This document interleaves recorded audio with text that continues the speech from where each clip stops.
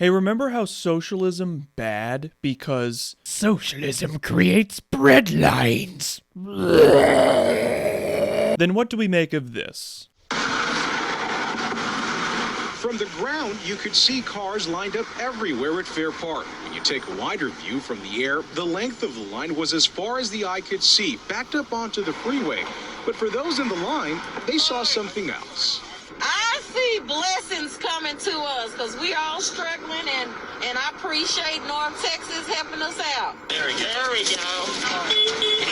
All right. Load it up. Samantha Woods was one of the estimated 25,000 people who benefited from the giveaway. It really is amazing. And I thank God that I was able to get in the line this morning. Plenty of room.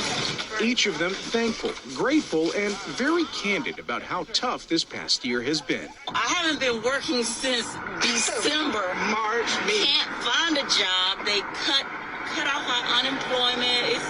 It's a big deal. It's a real big deal. So this is a big blessing for us to be able to get this.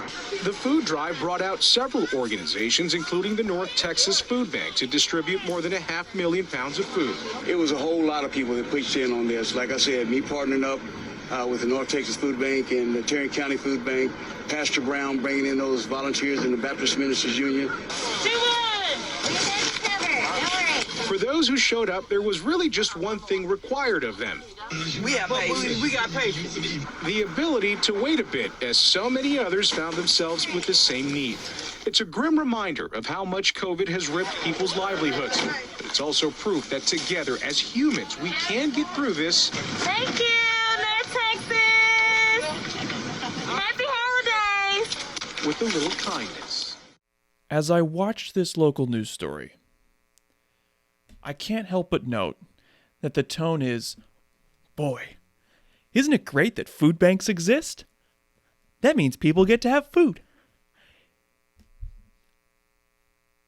Not cool, local news, to frame a story about thousands of people being food insecure as being a feel-good story.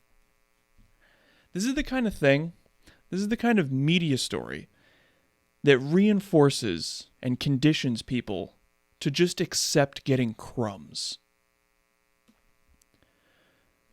I'm drawn to stories like this because they are emblematic of a larger trend.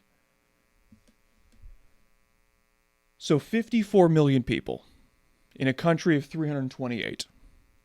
That's 1 in 6 people are at risk of going hungry in America. It's further frightening because in just 1 month, about 12 million Americans are going to be thrown off any sort of federal aid for being unemployed.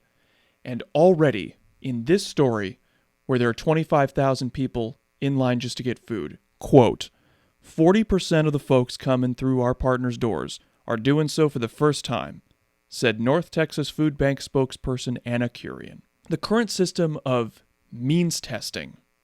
Well, are you unemployed? Do you fit the current parameters? Do you... Well, clearly, that's not working. The frustrating thing about laying out these solutions, Universal Basic Income, Medicare for All Jobs program, is that they're not fantasies. The first relief package that gave trillions of dollars to corporate America and to the rich and to Wall Street, if we could afford that, we can afford to give everyone health care.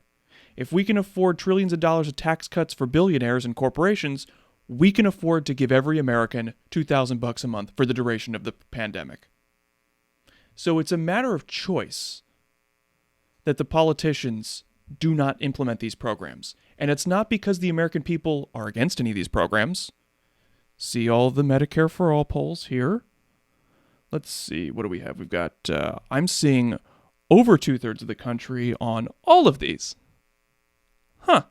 Whenever any politician or any person in the media, any pundit says, oh, well, we can't do that, we have to call that out as being a lie.